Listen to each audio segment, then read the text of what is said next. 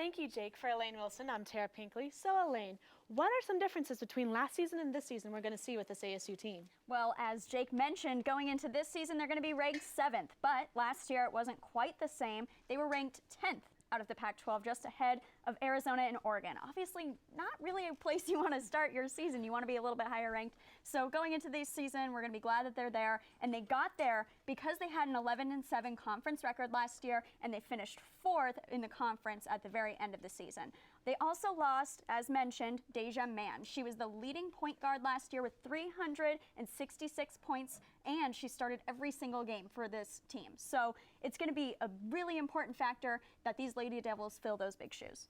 How do you fill shoes that Deja Mann had? I mean, that is a hard person to replace. How do they go about doing it? I know, like I said, she put up a lot of points. So I'm looking to Promise Amukamara. Sorry, her name is hard to say. Promise Amukamara. She was the leading stealer last year, and she had an average about 7 points per game, which is middle of the pack for this team. So I'd like to see her step up offensively, keep up that defensive strength, and help teach those freshmen and sophomores how to really play this game in a college setting. And you were actually doing some research on some of the freshmen that we have this year. So tell us a little bit about them.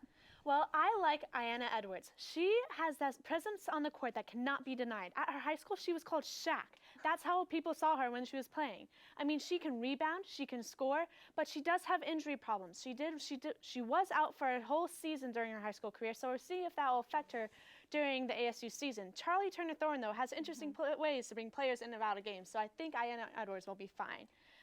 So what is one of the ASU's strengths going into this season? Well, touching on what you just said, Coach Charlie Turner-Thorne has a quirk about this team, and I was talking to former analyst Zach Pockleb about this quirk from last season, and he said it kind of took him off guard. They do mass substitution, so instead of subbing out 1 or 2 people at a time, it's 4 to 5 people at a time, and it's like you have a new team on the court every couple minutes or so. That's why on paper this team doesn't look statistically great, because they have equal playing time and all of the stats are evened out between players. That said, their defensive stats are still very strong. They averaged about 17 turnovers a game last season and 8 steals. So I'd like to see, defensive power players like Kelsey Moose and Eliza Davis keep up that defensive strength, and I think they're going to be fine defensively this season.